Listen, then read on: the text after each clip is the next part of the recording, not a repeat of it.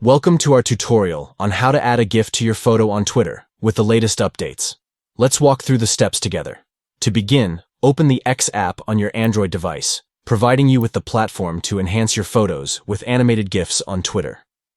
Tap the plus icon located at the bottom right corner of the screen to start creating a new post. Select Photos from the pop-up menu to access your device's gallery, and choose a photo to serve as the canvas for your creative expression. Capture a new photo using the camera feature within the X app, or select an existing photo from your gallery to use in your Twitter post. Once you've selected the photo you want to enhance, tap on it to proceed to the editing options. Tap the smiley face icon located at the bottom of the screen to access the Stickers and GIFs feature. Select the GIF that best complements your photo by tapping on it. This allows you to add a touch of animation and personality to your image. After choosing the desired GIF, tap Save at the top right corner to apply the GIF to your photo.